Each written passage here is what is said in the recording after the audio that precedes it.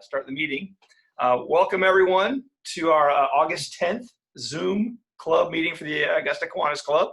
As you know, I'd like to go ahead and start us out with the pledge. So I am going to go ahead and share my screen one more time, and just bear with me here while I do some technology things. And here we go. So I'm hitting share, and sit tight. We're going to listen to Broadcast Cal. Hopefully this works.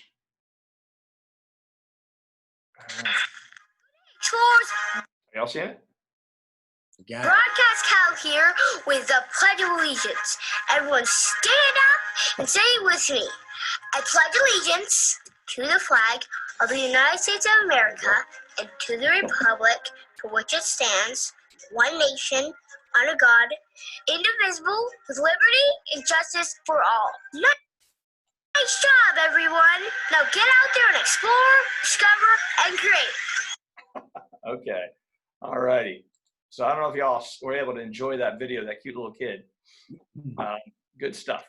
All right. And so got a little bit of club business I want to go over real quickly before I have Martha introduce our speaker. Our board was able to meet last week. We met via Zoom again. That was our third Zoom board meeting. And anyway, it went real well. We've got we're going to be continuing to pay the church and also our caterer through the end of August. We've been giving them a little bit of money to help them during this time. And you know, we're not paying rent, and we haven't been able to give the big money for our catering bill, but we've been helping them out. And so we've really been kind of thinking through that and what we want to do with that as a board. If you have thoughts, get with a board member, and we'll gladly cover it. Our comeback committee is also meeting next Monday, August 17th. And if you remember on that committee, we've got Brian Graham, Martha Ginn, Troy Clark, Bill Canto, Chip Matson, and also Lori Ott. And so they'll be meeting next week on Monday to kind of figure out what we need to do to safely meet again. And they'll give us some advice for what the end of the year looks like, or how soon that looks like we might be able to do something. We have Dalton Brandon on the call with us as well today. The Charitable Trust Committee will be launching the Fall Giving Campaign in September this year instead of starting in October. We're going to start a month early. And so you'll be seeing some on that on the September Zoom call. We'll give a little shout out there. And then also too, Lowell Dorn sent out some email notices over the past couple of weeks for anyone that might be paying their dues quarterly that still owes on fiscal year 2019-2020. So if you owe, if you're not sure what you owe, email Lowell Dorn and he'll be sure to help set you straight and let you know what's up. So and at this point, let's go ahead and have Martha introduce our speaker. Okay, sorry, I needed to take myself off of mute there. Okay, our speaker today is Stan Byrdy. Stan served as sports director at WJBF TV in Augusta from 1985 to 1994, and at NBC Augusta from 2006 to 2009. During that time, Stan won 12 straight Best of Augusta Magazine awards and numerous Georgia and South Carolina AP and UPI honors. He covered the Masters Golf Tournament from Jack Nicklaus's historic win in 1986 through 2009.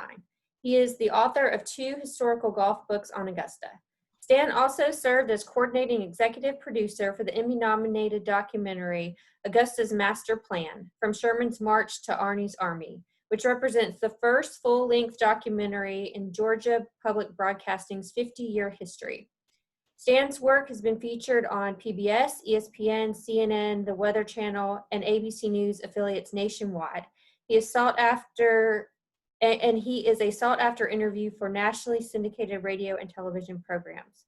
Today, Stan will be speaking on his book, Against All Odds, the Donnie Hixon story, Burt Reynolds' stunt double in The Longest Yard.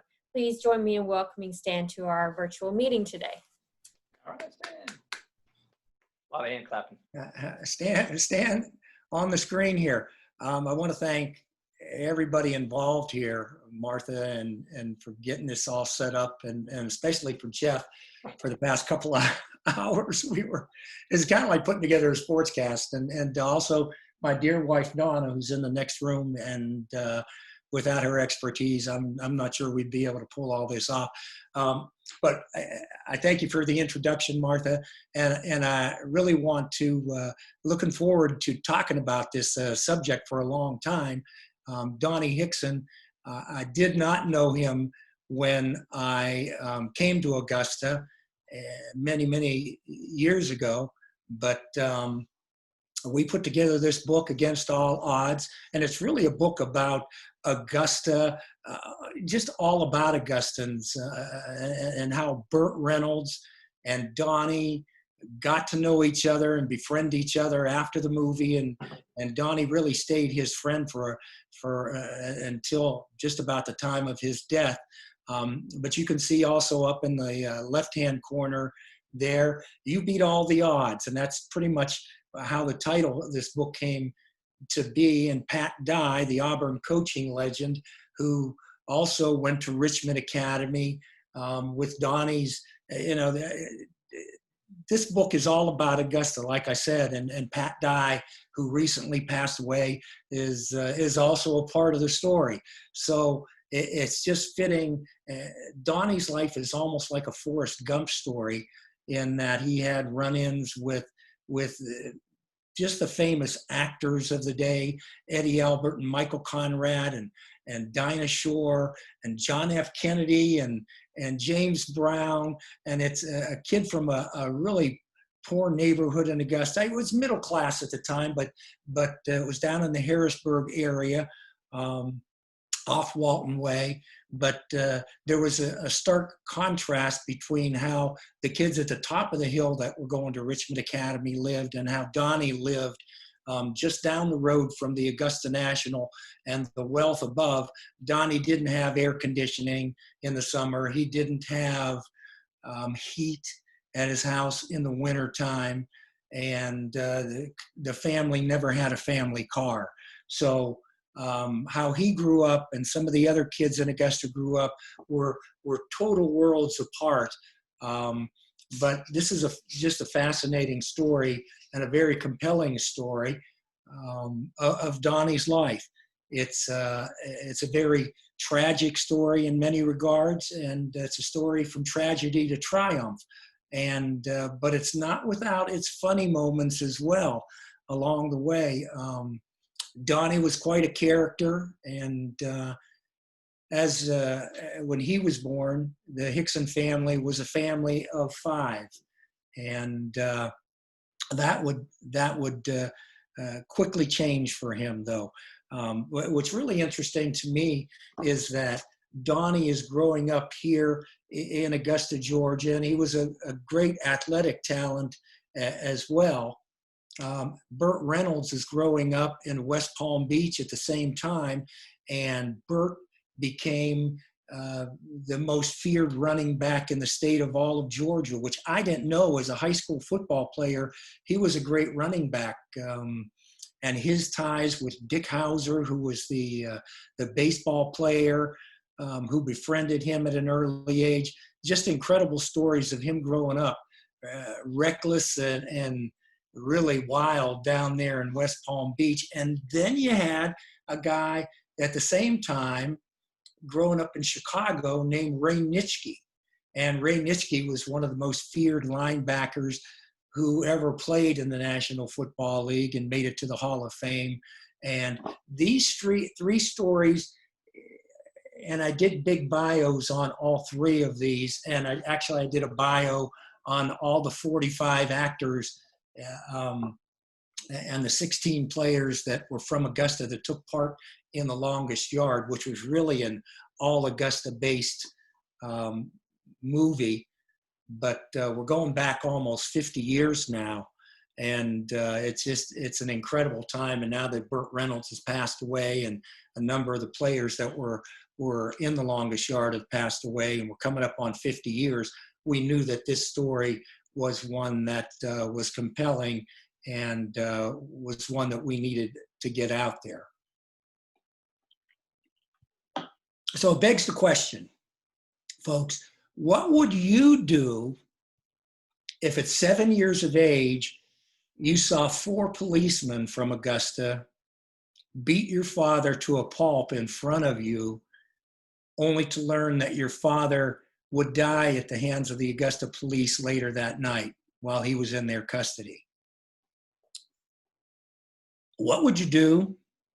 If 16 months later you heard sirens down the street and you rushed towards them, all of a sudden to have that sinking feeling again and find out that it was your brother who was broadsided by a driver in a car that ran through a stop sign, and your brother was on a scooter and got knocked 100 feet and would again end in tragedy 2 days later when your brother passed away.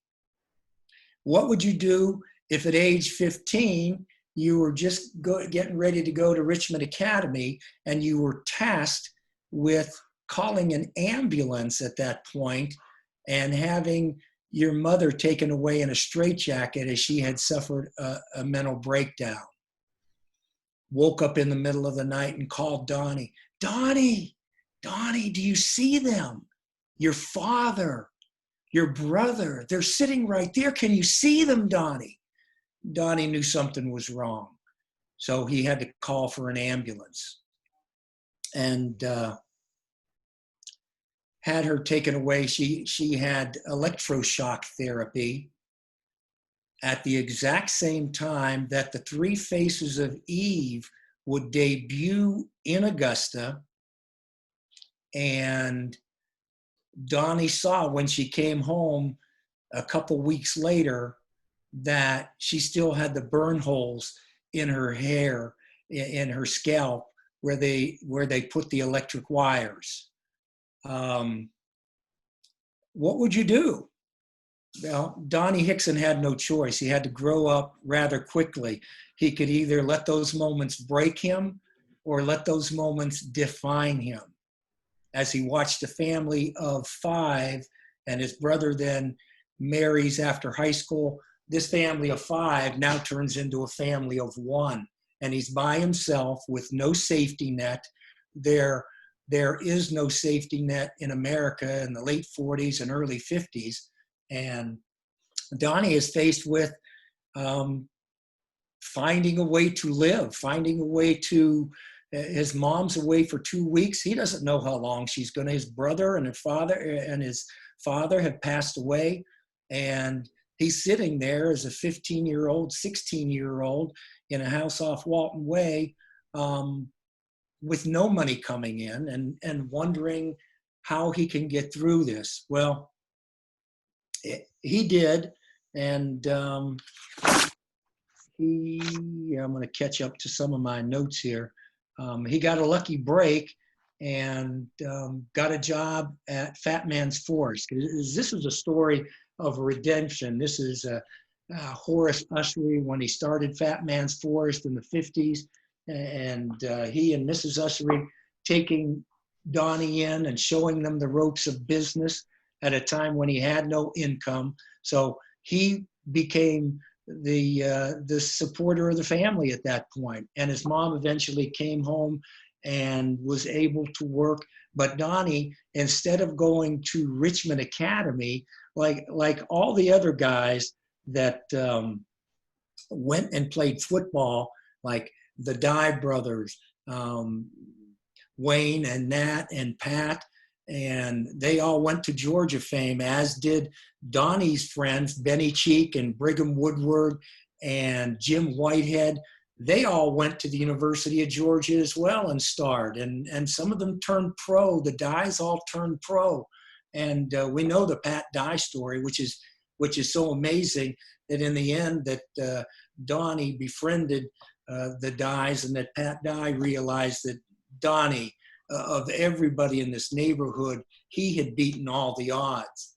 And it's just a really telling and compelling story. But Donnie could not play football for Richmond Academy. And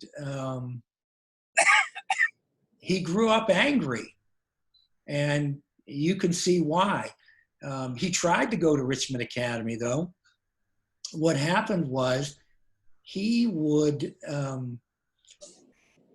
get up every morning and go to school just like everybody else. But when everybody else was tucking themselves in for bed, Donnie was going to work at Fat Man's Forest, and he worked the graveyard shift from 10 p.m. at night until 6 a.m. the following morning. And then he would run home, change clothes, and go to school. And he'd get out at 3 o'clock and he'd fall asleep for a couple hours and he'd go back to work again. So that was Donnie Hixon's life for a long time. But he couldn't take it anymore. And so he had to quit school. And he became a street fighter. He became a really good street fighter. And he became an undefeated fighter in Augusta and when he went to the Marines. And so he had a tough upbringing there for a long time. But this is a story of redemption, of Fat Man's Forest and Horace Ushery taking this kid in, of Judge Wesley Killebrew, who was a judge in downtown Augusta, who, when Donnie got into trouble stealing some hubcaps off of a car that he thought were the hubcaps that somebody stole off his, but they weren't. Anyway, Judge Killebrew had him thrown in the slammer for a weekend. And then when he appeared before the judge sentenced him to 4 years in the Marines. And the Marines changed Donnie's life around completely. For the first time in his life, he had 3 square meals a day. He wasn't eating a bologna sandwich or eating a hot dog. He was eating 3 good meals that included steak. Donnie couldn't believe it. The Marines weren't a tough time for Donnie. Donnie had built and grown and had by that time become a physical specimen because he was lifting bushels of fruit all night when everybody else was sleeping. He grew into a very talented, quick-fisted, and strong young man, so that when he went to the Marines and everybody was having a tough time, Donnie was saying, this is the first time in my life I'm eating like this. And he got even bigger. And it was the first time in his life that he had the opportunity to have medical care. So that was really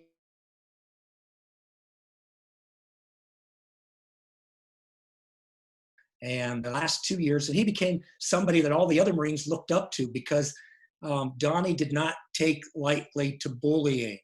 What do we need in schools today? This guy, even if the biggest Marine would go and pick on, there was a case where 3 Marines picked up on a little guy and I guess beat him up.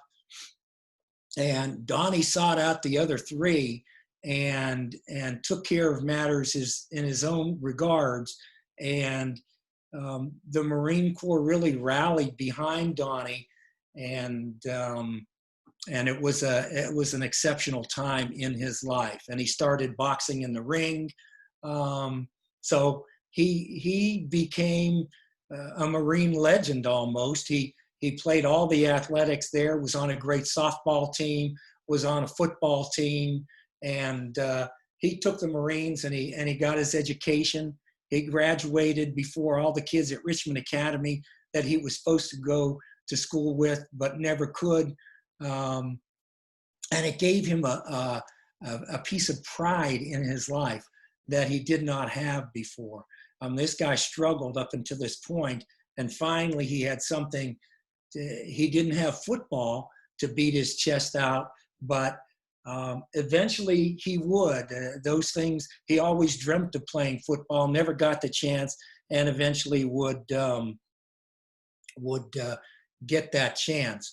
But what would you do in all those circumstances? Donnie ran with the football, and he came up aces in many regards. When he got out of the Marines, he went to work for an auto and house mortgage lending service, and he flourished in that system and eventually became over 3 states here in the Southeast and was elevated to a vice president's position. So he worked out really well in his life. But one of the things that happened was that he was playing football. He played for the Augusta Eagles football team. And I'm going to take a quick break here. Excuse me.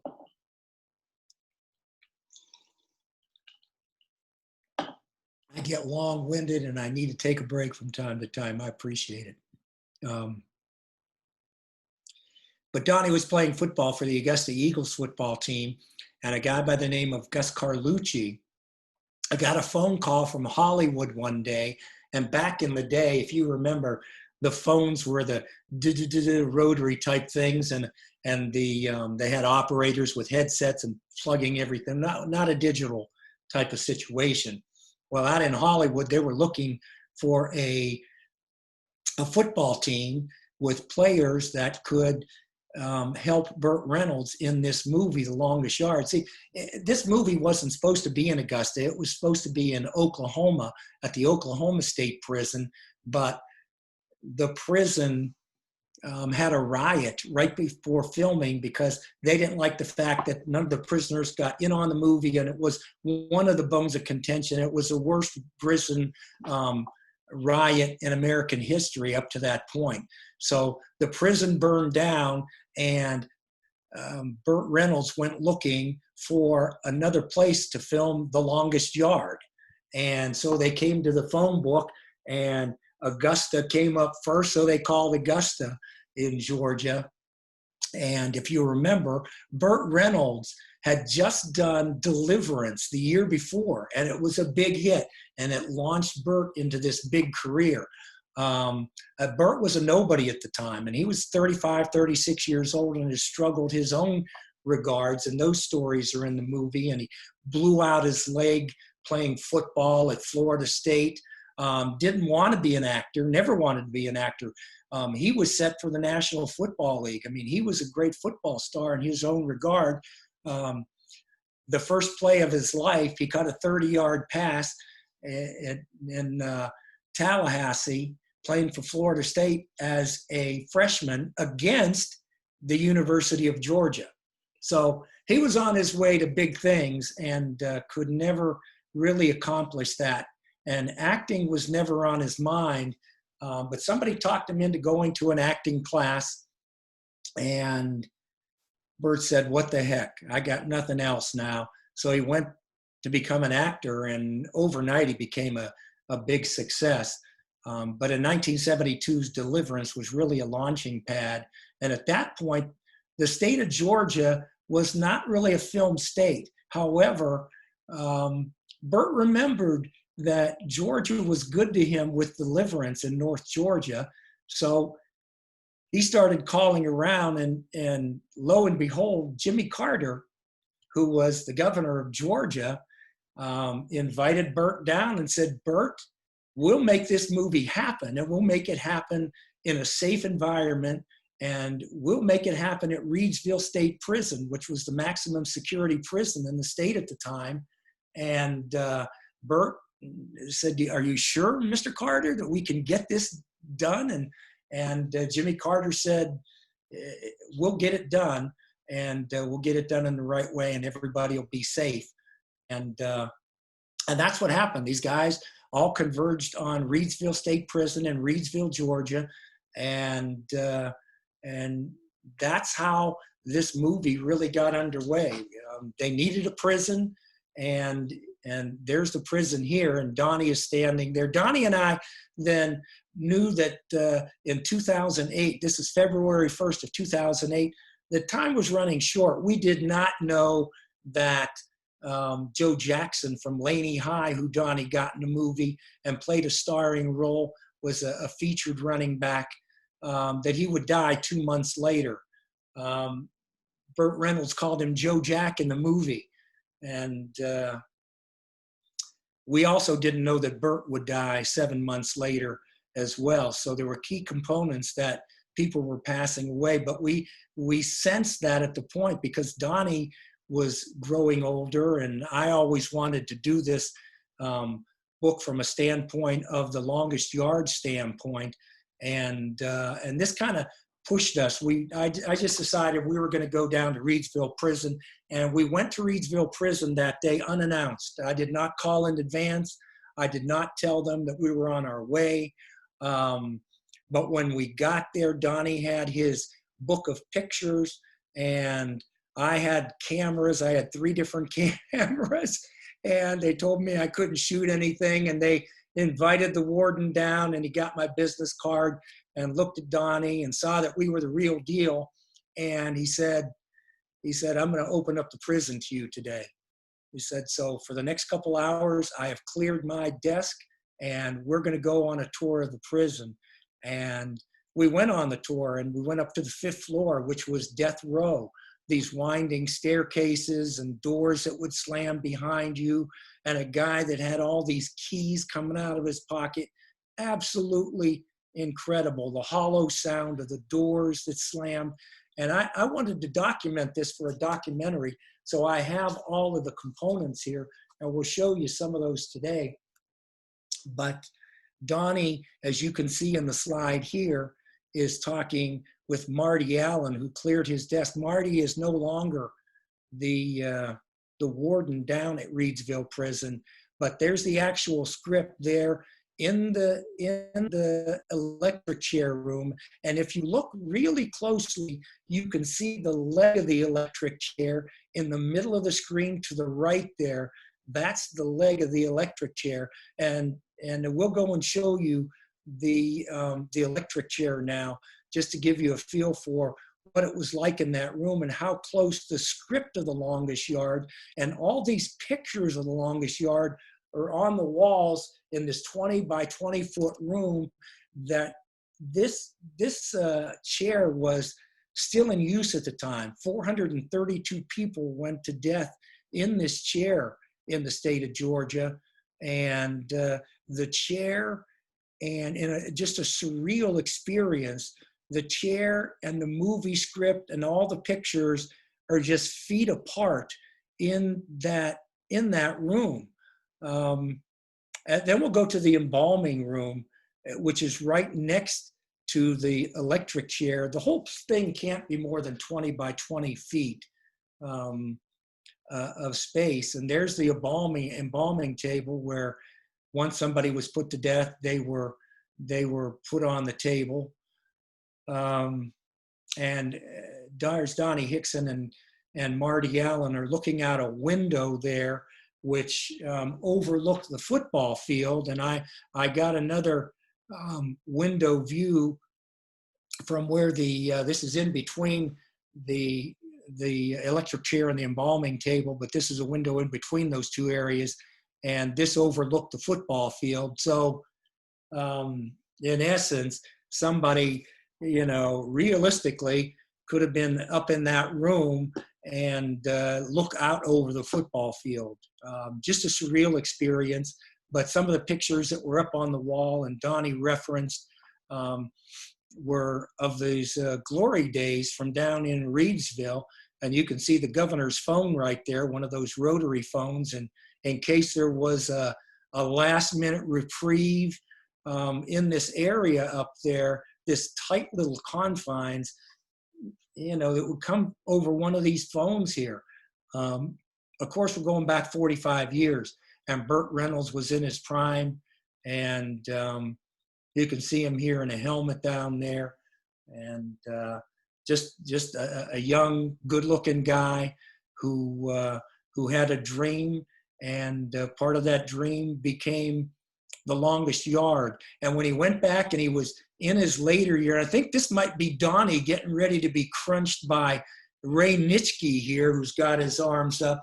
But Burt Reynolds, when they asked him at the end of his career what the greatest movie he ever did or what was most fun, he said it was being in The Longest Yard, because I could be a football player, and that's what I always wanted to do, was to be a football player. And that's all that Donnie Hixon ever wanted to do.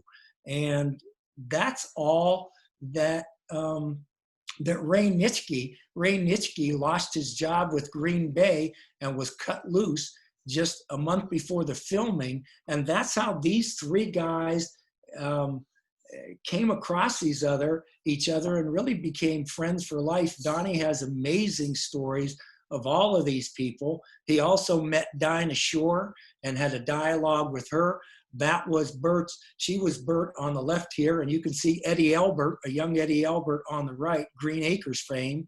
They were down there at Reedsville Prison, and it was just a glorious time in Hollywood, in the National Football League, and for this great group of guys, kids that came out of Augusta, Georgia, that got together and filmed this movie.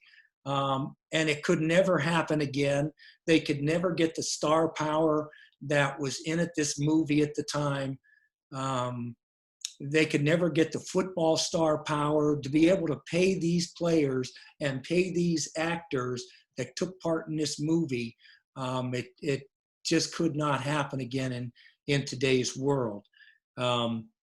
So after we got out of the 5th floor and went down, and before we left, Marty Allen, who was a big Georgia Bulldog fan, took me and Donnie down to his office and showed off his Georgia football chair. Just a big dog fan. And Marty was a matter-of-fact guy. When he told me to stop filming, I would stop filming. This guy was no nonsense.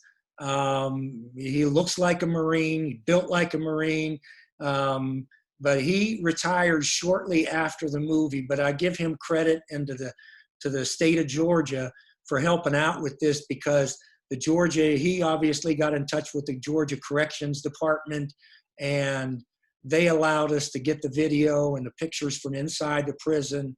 The family of Burt Reynolds signed off on this, as did Paramount Pictures in the end. So the book is really filled with telling stories of Donnie's life and how Gus Carlucci, who owned the Augusta Eagles at the time and convinced the folks in Hollywood that he had a guy by the name of Donnie Hixon that could step in for Burt Reynolds. And they were about the same height and weight, and they were both athletic at the time. I think Donnie was 31 or 32 years of age, and Burt was 36 years of age.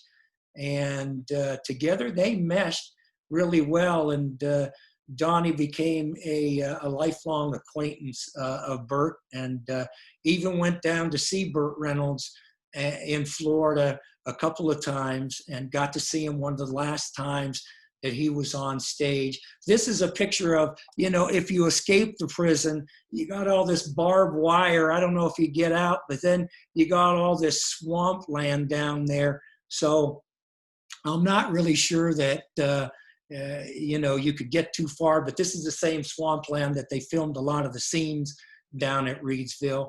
And I am going to, as we were coming back from, and I might need some help. Oh, there we go, share screen. We were coming back from Reedsville, I turned the camera on Donnie to get his thoughts of what it was like to be Burt Reynolds, what it was like to just to be at the prison at that time, which was an unsettling time and an unsettling place in American history at that point. And is this it, Donna? Where are we at here? Can't find it again. Is that Yeah, it? that's it. That's it? Yeah. There we go. Great job. Great job. Here we go. I thought it was a joke when they first approached me about it. But after I got it. Hang on, I got to go back. So you a stabbing victim while you were there. Right. We were waiting in line to go into the lunch area because we were going to do a scene in there where they fed us, and which they fed us real good. They had nice steaks and all that. And they said, "Hold up, you can't go in there yet." We was all lined down the hallway, and out comes the medics. And they got a guy. He's bleeding all over the place. Somebody stabbed him in there. So there's all this fun and games going on with you and Burt Reynolds and Eddie Elbert and Michael Conrad and this whole cast of characters, Ray Nitschke and all these NFL stars. And it's still in the midst of a very somber reality for inmates who may never see the daylight. Yeah, you didn't know if somebody was going to try to make a hero out of themselves, you know? I mean, but those guys, when you saw a lot of them that worked out there with us, they looked like they would never harm anybody. But when they told me about some of them, you wouldn't believe what he did. Yeah, that was kind of scary, you know? What was it like playing Burt Reynolds? Well, it was a shock of my life because I never would have thought why they wanted me, and I got in there. I reckon it was about luck. And I was really kind of leery about doing it. I thought it was a joke when they first approached me about it. But after I got in there and I met all of them NFL stars, I said, "Man, what in the world am I doing here?" You know, I was really intimidated, right, especially by Burt Reynolds. He was really a great guy, but I lacked what to say around him sometimes talking to him. I mean, I was intimidated. He was something. You got to remember who he was. He was something. He wasn't a phony, and I was really intimidated about it. Charismatic? Yeah, he had it all. Burt had the looks. I mean, it didn't take me long to figure. I see why he was a top movie star. He was something. I never seen nobody like him in person. I never met anybody like that. What about your experience, man? Anyway, that's the, how do I get back here, Jeff? Just Stop here. There you go. Man, I'm getting good at this. But anyway, I guess we have time for a couple questions. Sure, absolutely. And feel free to unmute yourselves if you have a question for Stan. I'm impressed with the remarkable upbringing that he had.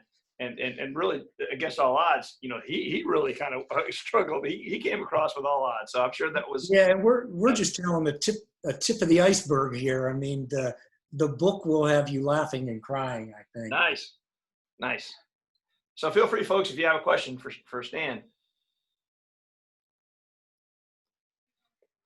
And if you remember how to unmute, you just got to hover down, get your little screen to pop up, and then just click the left corner of the unmute button. And if there are no questions, Stan. Oh, there we go. Hey, I'll ask a question. Jim Ellington, how are you? hey, Jim. And tell hey to Donnie, I hadn't seen him in 5 months since we hadn't had church in 5 months. That's right. But yeah, I picked up a copy of the book back in the winter, right after it came out, and I can recommend it to everybody. It's a good read. Lots of stories for those of my vintage who can remember a lot of these NFL players. I was a kid at the time, but where folks have a little time on their hands these days. If they're not, if they're still working remotely and the like, where can books be obtained at this point? Well, that's what I was going to get to. There are some local venues that have the book, Sacred Heart and whatnot. If somebody wants a signed copy of a book, you can get them on Amazon. We can't get a signed copy on Amazon. Of course, we got what we're going to do today is if Jeff wants to put up the business card, you can just email me at stan.byrdy@gmail.com, and you can either get that from Jeff or Martha or whomever. Maybe they can do a mailing to folks. But for $20, you get a signed copy, and I will hand deliver it to your doorstep. So it's a deal of a lifetime. Just you can see my information there. You either call me or write me, and I'll zip you a line for PayPal or Venmo, whatever works for you, and we'll get you a book. My daughter and son have just started driving, so this will be good practice for them. We'll drive them around Augusta, and they get to see some of the roads and maybe greet some of the people. We'll drop off the books at your house probably sometime this week. So that's what we can do. And if there are any other questions, I'll be happy to take them. I see Lowell Dorn is checking in right now. Hey, Lowell. Hey, Stan, I got a question for you. Yes, sir. The picture of the electric chair that you picked there was white. I remember they call that chair Old Sparky, I think. And I'd seen pictures of it in the past, and it was wooden. Was that the same chair? That's the same chair. It's Old Sparky. They must have painted it. And I think it came from another prison in Georgia. And when it came to Georgia, I guess that maybe maybe after all the electrocutions, when they retired the chair, they knew it would be a somewhat of a showpiece. Maybe it was stained in some way. Maybe it was burnt, and Okay. I don't know why, but yeah, that's old Sparky. That's the old Sparky. You're right. All right. Anybody else have any questions? We've got Stan here for just a couple more minutes. What was his father accused of or thought to have done when he was, you say, did that by the police? It was a domestic dispute, and Donnie's mom got a ride home from another gentleman that day, and Donnie's dad was a jealous sort, and she ended up, and there was some shouting. She called the police. The police came, and Donnie's dad was in a fit of rage at that point and punched one of the policemen. You read about this in the story. Donnie is, it's just a tough situation to see 4 people beat somebody that badly, and to watch your father being thrown in a paddy wagon. And that was the last time you'd see your father alive, as you ran down the street after the paddy wagon and fell down in the dirt street and looked up, and your dad is holding the windows and the bars. And so it was not a pleasant time for Donnie. What happened after that, Dalton, was later that night, the police came back and informed them that their father, that Donnie's dad had hung himself in the cell, which is somewhat controversial because Donnie's dad did not wear a belt. Donnie's dad worked for the railroad and had one of the jumpsuits on, and that's what he always wore. So he never wore a belt. And when they took him away, there was no belt. So if he died from hanging himself, where did the belt come from? Those are questions that are still unanswered, that are put in the book. But that's a great question. For a long time, Donnie did not like police or anybody in uniform. When the Augusta riots broke out, he could understand. He had a feeling for how those riots broke out in Augusta and why police were being blamed, even though it wasn't the police in the Augusta riots. The Charles Oatman case. Donnie actually rode into the riots that day, and he did not know they were going on. But anyway, all these stories are told in the book, and it's just an amazing time. I will put a plug in for a book that I'm writing right now, that I'm in the final stages. I hope to have it out within the next year.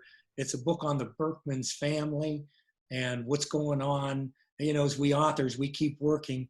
I've got one on Bobby Jones and Ty Cobb and the Berkman's family. The Berkman's family coming first, which is just an amazing story of what really happened on the land that became the Augusta National. Nothing like you would ever expect, but just a great story of how the Berkmans came here from Belgium via Plainfield, New Jersey, and set up shop in Augusta and turned that land into just a beautification project that still stands the test of time. But I appreciate everybody's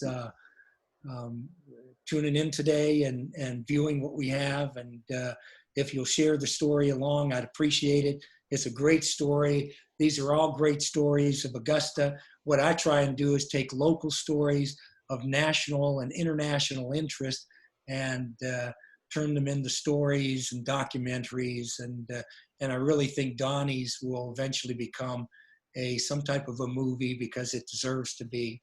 And once you read the book, you'll understand why. But I appreciate everybody's time today. And I thank you for having me, Jeff and Martha. Thank you. Thank you, Stan. We're so, what a treasure to have you here in our community as well, and the work that you're doing to kind of recognize everybody locally. So appreciate you, Stan.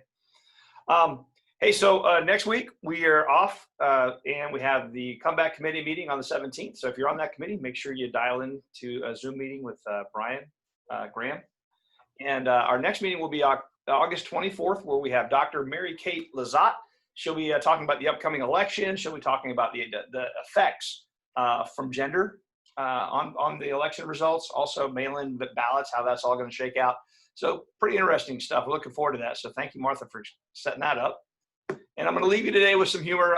My joke today is just the word quarantine. And for some of you, you're asking, well, how is quarantine a joke? Well, you got to get it. It's an inside joke. Sorry. All right. We'll let you have it. Enjoyed it. Y'all take care. Thank you. Thank you, Stan. Bye, Stan. Say Thanks, hello to Jim. Ward. Thanks, Jim. Thanks, Dalton. All Thanks, right. Jeff. Say hello to Ward. I will do. Thank you. All righty.